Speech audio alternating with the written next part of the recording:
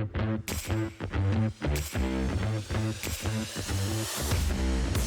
right, what's up, guys? Today we are back with another solo podcast episode.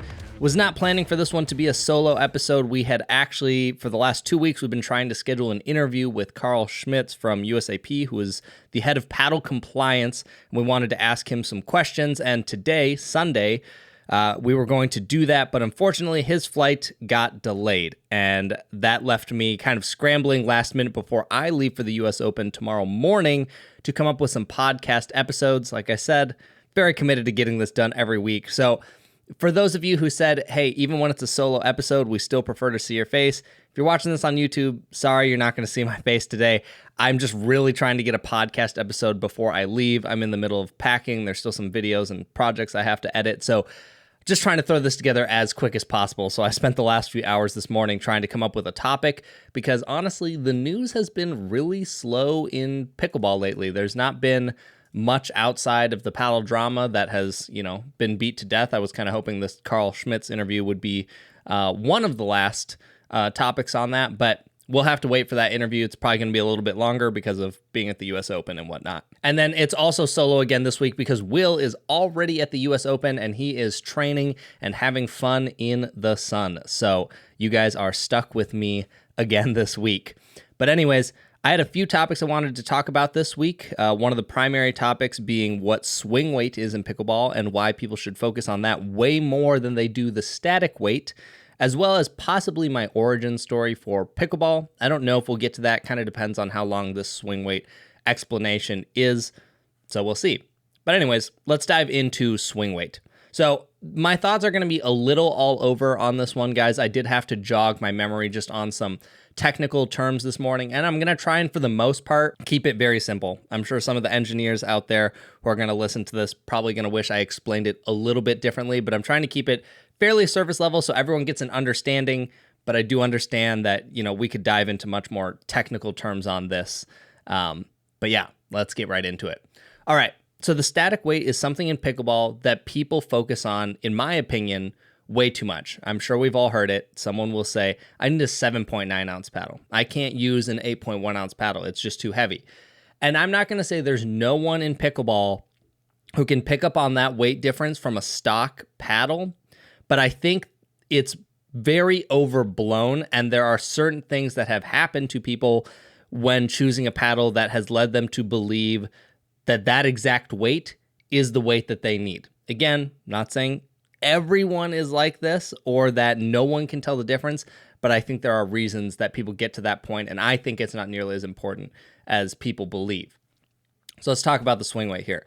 Swing weight is essentially how hard is the racket or paddle to swing when you swing it. Okay, static weight doesn't really tell you that much about a paddle. It just tells you how heavy it is, but it doesn't tell you how that weight is distributed. And in the most basic form, swing weight and the balance of your static weight and the balance of your paddle is how you get the swing weight of it. Okay, so let's say, for example, we'll use a hammer as a perfect example for this.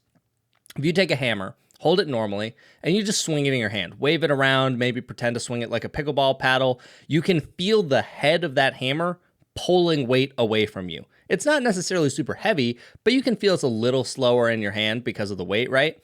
Flip that hammer upside down and now swing it around, and it's going to feel extremely fast even though the static weight of the hammer did not change. It's because instead of the heavy weight being further away from your hand, now it's inside of your hand, and the head of the hammer, or rather the tail of the hammer, which is sticking out, is very easy to swing.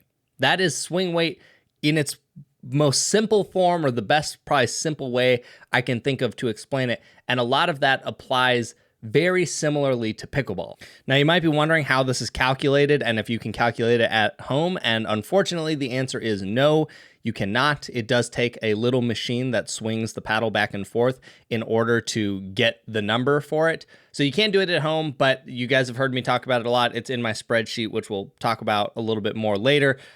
So no, you can't calculate it at home, unfortunately, and this is not something that manufacturers advertise, and I hope it changes because, again, swing weight is drastically more important to figuring out how easy or hard a paddle is going to be to swing. In fact, the swing weight can tell you so much about a paddle without even having to pick it up, where the static weight almost tells you nothing, to be honest. So if there are any manufacturers listening to this, I would urge you and encourage you to start looking into swing weight. I'm happy to give resources on the swing weight machine I use and the standards being used right now. It should really be something that's used, but I have a feeling that it may be a little bit until this happens, because a lot of manufacturers right now simply just don't have that much control over where the weight is in the paddle because of how they're built. In a tennis racket, they can distribute the weight almost any way they want. With a pickleball paddle, the polymer core is so much of the weight in the head that it's really hard to balance that out or make it head light. The only company that has really managed to figure this out so far is Gearbox. And I don't know exactly how perfect they are, but I mean, if you use the CX14 Ultimate, the swing weights went up quite a bit, and they definitely hit harder versus the original CX14s, which are some of the most headlight or fastest paddles you can swing on the market. So they've clearly got something figured out where many of the polymer companies have not figured that out yet. Another simple way that you can look at this whole swing weight topic is the more head heavy the paddle. I'm going to use general terms here. There are some very niche scenarios where this could be different, but I'm going to talk generally and broadly here. The more weight that is in the head of your paddle, the harder it's going to be to swing. The more of that weight that is in the handle, it's going to feel a lot easier to swing. You could even take two different paddles. Let's say they're both 9-ounce paddles. If 80% of the weight is near the tip of the head in one 9-ounce paddle versus another paddle where 80% of the weight is in the handle, just because they're the same weight, they're not going to feel similar at all when you swing them. The one that has 80% of the weight in the handle is going to feel significantly easier to swing, which is, very similar to the hammer example I gave. And one misconception I want to clear up is about putting weight in the handle of your paddle. So when the Ben Johns Hyperion CFS came out, there were people talking about, I'm going to put lead in the handle so that I can offset the weight in the head. I can balance it so that the paddle is now head light instead of head heavy.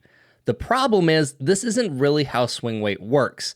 So if a paddle is already head heavy to begin with and it's too hard for you to swing, there is no circumstance where you can add more weight or more mass to that paddle and have it become easier to swing. It's only going to become harder to swing the more weight you add to it. Now, when you add weight to the handle, you're not really increasing the static weight. Adding lead to the handle, you are increasing the static weight. You're not increasing the swing weight very much. Depending on where exactly you put it, you may be able to increase it very slightly, but usually it's about the throat and up when you start actually increasing the swing weight of the paddle. So let's use this as an example. Okay, you've got a 9-ounce Ben Johns Hyperion CFS. It's very hard for you to swing. Let's say you wanted to make that paddle extremely head light. You're going to put 3 ounces of lead tape in the handle. I know this is an extreme example, but bear with me here. That paddle is going to be so head light now. You have just tipped the scale and all the weight is in that handle. But now you have all of the original weight that was hard for you to swing plus an additional 3 ounces of weight. And I'm using 3 ounces to make this example drastic so that it kind of paints a clearer picture here.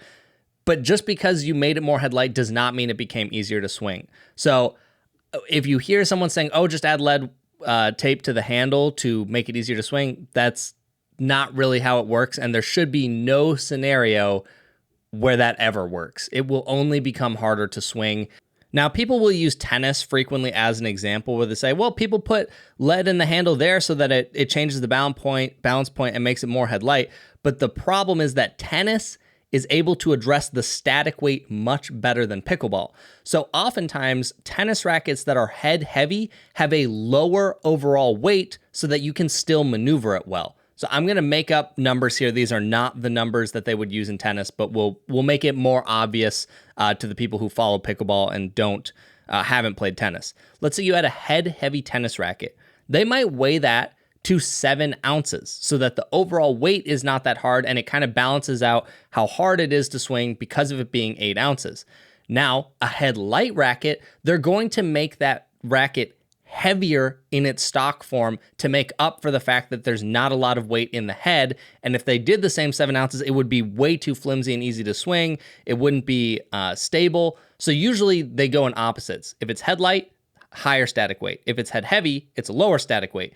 In pickleball, we don't have that at all. There's essentially no companies that I'm aware of that are creating that type of offset. And if there are, please let me know, but I have yet to see one. So in tennis, it is a little bit different because the manufacturers have more control over the weight, whereas in pickleball, they don't really have that yet. So now let's just go over the ranges of swing weight in pickleball. These are going to be generalized broad terms. I'm still always kind of researching and figuring out if this holds true in the data that I'm collecting. But generally speaking, anything under 100 swing weight is extremely fast in the hand. We're talking the ProKennex ProFlight, the Gearbox CX14H, some of the quad-shaped Gearbox CX11s. These paddles all fall into ones that are some of the fastest paddles on the market. I'm sure there are ones that I haven't tested that are in a similar weight, but right now, those ones, I would put those in insane hand speed is what we'll call those. Then anything from about 100 to 110 is where a lot of standard shaped paddles fall. So we're thinking like a Head Radical Tour, a Carbon 2, anything that's in that more square shape is usually going to fall into that category. Not always. I'm using pretty general terms here. And it's still very fast in the hand. If you're under 110, you should have no problem swinging that unless maybe you have wrist or shoulder issues that, you might just need something even lower. And then on average, 110 to 120-ish is where a lot of elongated paddles fall. So if it's an elongated paddle and it's towards 110, that's usually a very low swing weight for an elongated paddle. For example, Zane Navratil's signature paddle has a 6-inch handle and is 111. That's very uncommon. A lot of 6-inch handles are well over 120 for swing weight. So Zane's is definitely on the very low end of that. And then I would say, some of the new thermoformed paddles like the Carbon 1X, that's around 120. The Legacy is right around 120. And then you'll have a lot of stuff that falls in the middle, 6-0 Double Black Diamond, Vatic Pro V7, a Yola Vision, paddles like that. And now anything, generally speaking, over 120 is going to feel pretty hard to swing. For your own reference, the Ben Johns Yola Hyperion CFS is 127, and I think we can all universally agree that that paddle is very hard to swing. So if you're going over probably 123, it's not going to feel very easy to swing. It's easier to just say over 120, but I will say there, at least for me, there is a difference between one that's about 120 versus 127. And as another note that I have found, most people notice a large difference between the swing weights of a paddle when there's a 10-point difference. I think you can also notice lower. I feel I've hit enough paddles now that I can probably notice a 5-point difference. If you gave me one that's 115 and 120, I can probably tell. I wouldn't guarantee it, but I would feel relatively confident saying that.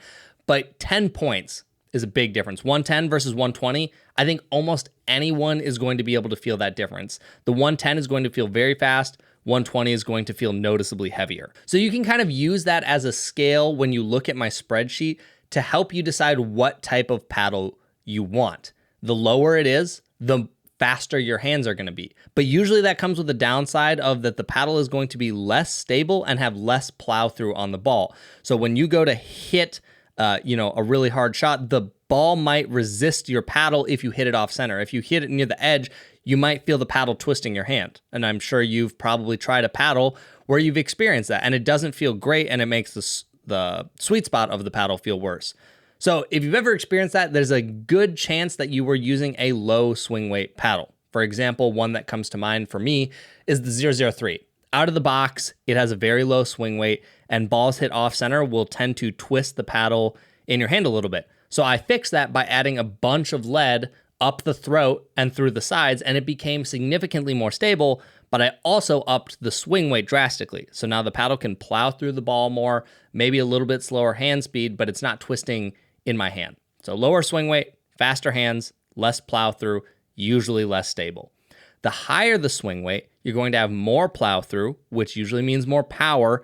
The paddle's going to feel more stable, but you're also going to have slower hands. So it's all about trade-offs. There's not one swing weight that's universally better for everyone. Someone may prioritize fast hands heavily. So one that is 120 might not work for you, but maybe something that's 105 is exactly what you want, and you hit the ball dead center all the time, so it twisting in your hand doesn't really matter because it's not an issue that you have. So I would highly recommend, with the information that I just gave you, go check out my Pickleball Stats spreadsheet. It's usually linked in all the descriptions of my videos. You can go there and there is a tab for swing weight, and you can filter all the paddles from highest swing weight all the way down to the lowest. And you can even look for your paddle, figure out what swing weight it is. If you really like how your paddle feels, then there's a good chance you can find something else in that range to help you go, okay, my hand speed should be pretty similar. It's probably not going to be exact, but it's going to be pretty similar,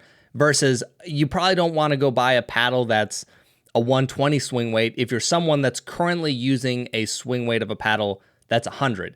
And this is something I've actually observed very recently. People have been getting new paddles, specifically the thermoformed paddles, and saying, oh man, this one it's pretty head heavy. It's actually not really what I was expecting. I was told it was going to feel more balanced. But then I find out they're coming from something like a Gearbox CX14H, where it's one of the lightest or lowest swing weight paddles on the market. So anything from that paddle is going to feel head heavy. So if you use that stat spreadsheet, it'll just give you a better and more informed decision of what you can expect when you go to buy a paddle. All right, so that's most of my thoughts on swing weight. I hope I explained that well. Again, my head's kind of just all over the place while I'm trying to get ready for this trip, and it was very last minute trying to come up with all of these detailed explanations for things. Eventually, I'm sure I will do an actual deep dive video, but I wanted to give you guys that information on this podcast just so it exists somewhere and you kind of have an idea of what you can expect with swing weight. Again, swing weight can tell you so much more about a paddle than the static weight can, right? Just what I explained a second ago. A higher number, it probably means it has more plow through, which means more power, which means it's more stable, which also means it's going to be slower in your hands. Where if I just tell you, hey, here's an 8.5 ounce paddle, that doesn't tell you anything other than that it's 8.5 ounces. Is the 8.5 ounces in the handle? Is it in the head? You don't know. So it doesn't really help you with anything. In fact, I could hand someone an 8.5 ounce paddle and one that's 8 ounces, and I could probably make it so that they think the 8.5 ounce paddle is lighter than the 8 ounce paddle because of the weight distribution and swing weight. So yeah, everyone should urge and beg the companies to start using swing weight. And I hope that was helpful. All right, so we got through that swing weight stuff pretty quick. So I'm just going to talk about my origin story in pickleball here. It's probably going to be all over the place because there's a lot of different events that kind of trickled and transpired all of this. But the main thing you need to know is that growing up, I played tennis. I was definitely never anything particularly great. I probably was literally a 3.5 at best in tennis, if I had to guess. I was never formally rated, but I played a lot growing up. And then in my later teens or maybe early 20s, I was playing doubles with some friends, and I always hated doubles. And my friend hit a drop shot at the net. I'm at the net. This other guy I was playing with was across the net, and he just winds up and blasts a forehand, and it just squares me right in the eye. I had no vision in the eye. I went to 2 different hospitals, thought I lost that eye. Thankfully, I didn't lose that eye. And then after that, I just quit tennis. I decided I was done with that. That was my early 20s. So that's just my racket sport background in a nutshell right there. And then my teenage years were heavily focused on speed cubing. Some of you have probably heard me talk about this, but I competed in solving Rubik's Cubes for about 12 years. I used to hold some world records for it. I also had a YouTube channel. It's actually still up. You could probably find it if you really wanted to, but it has about 80,000 subscribers. And that was how I got started as a job in my younger years. So I was making this YouTube channel, and it started doing pretty well, and I was getting into video production as a whole. I kind of thought that's maybe what I want to do as a job. And then one of the speed cubing retail stores hired me to run their YouTube channel and do some video production for the tournaments. So that was, I guess, my first official job. I was technically a contractor for that. I got a 1099. It wasn't really a regular salaried job, I suppose you could say.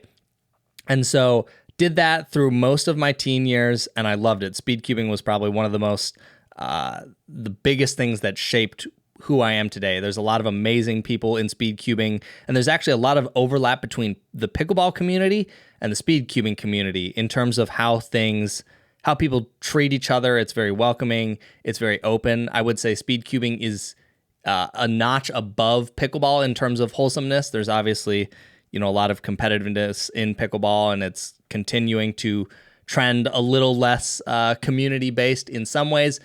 So speed cubing is just kind of take pickleball and then put that on steroids. Like, everyone's great friends, even your highest competitor, the person who is most likely to beat you at a tournament, you're probably best friends with them.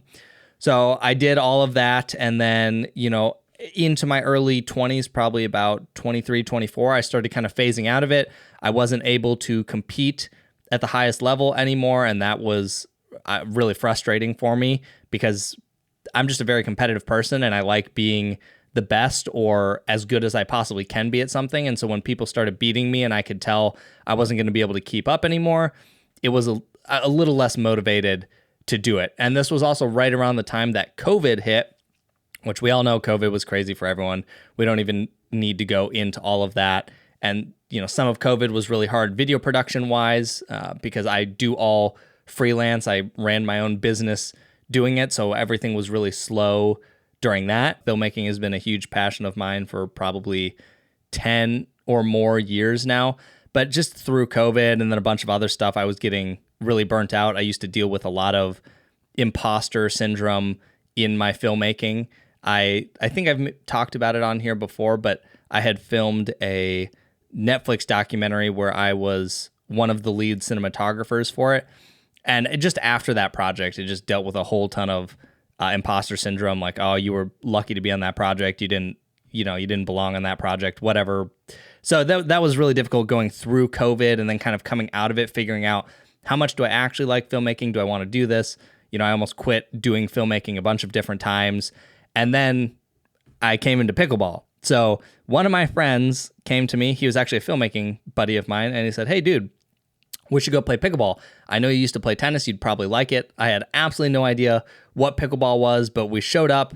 The first place I ever played was actually a tennis court with pickleball lines on it. So we were using a pickleball net, and I just loved it. And I thought for sure going into this, I am going to smoke my friend. He has no racket sport background. I used to play tennis. This is just small tennis with a wiffle ball. I'm going to smoke him. I got beat 111, 211. I might have even got pickled. I don't know. I got absolutely destroyed. And like I just said a minute ago, guys, I'm highly competitive. So pretty much immediately, I was like, I'm going to play this sport until I can beat him.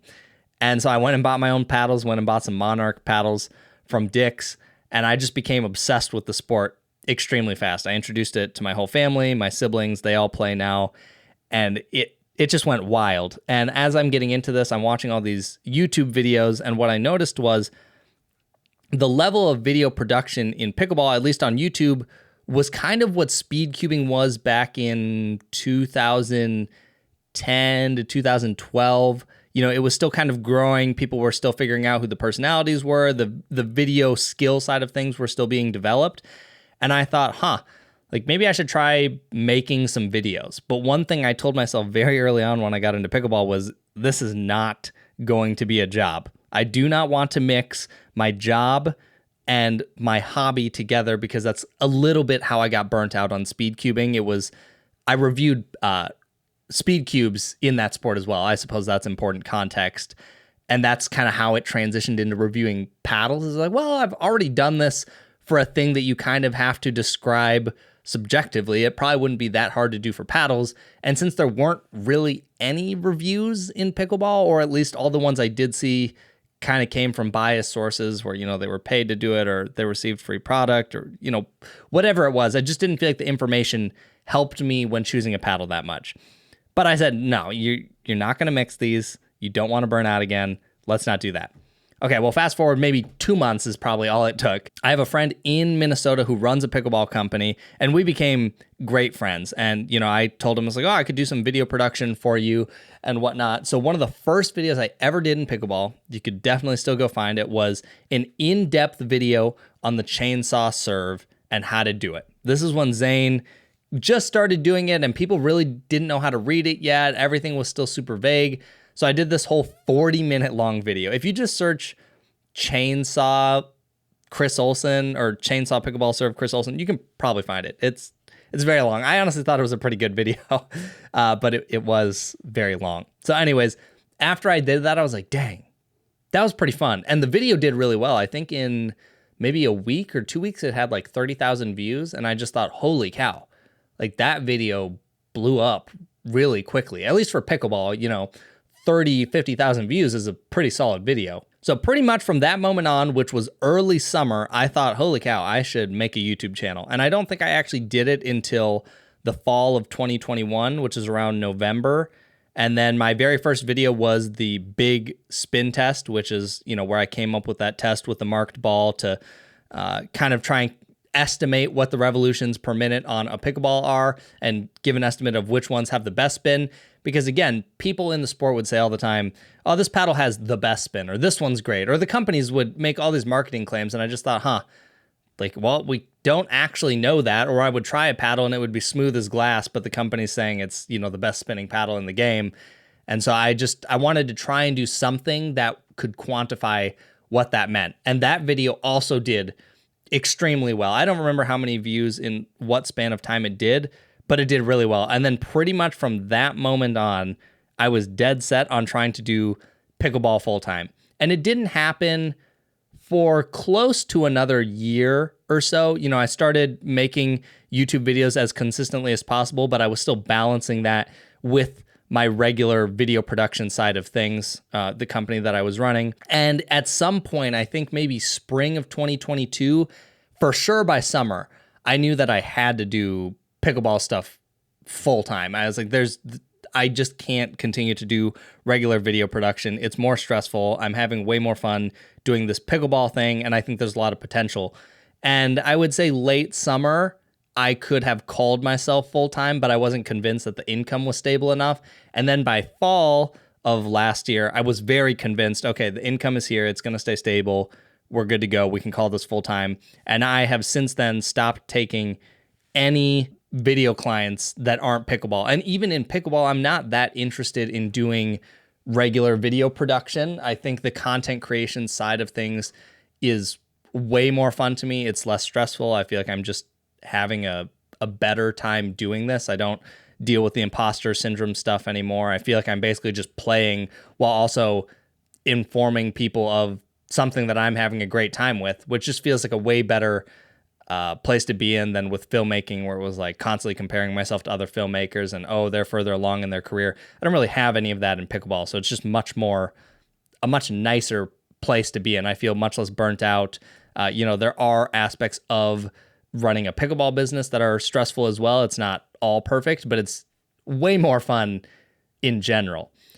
So yeah, that's kind of my background story. There's probably a few other small things here and there, but happy to be in pickleball doing this full time. And hopefully this is what I'm doing for, the next however many years, 5-10 years. I guess we'll just kind of see how things pan out. But yeah, that's pretty much all I got, guys. Thanks for bearing with me on another solo podcast episode. Next week, Will and I will be back together because we will be at the US Open and we're going to talk about our experience from that tournament.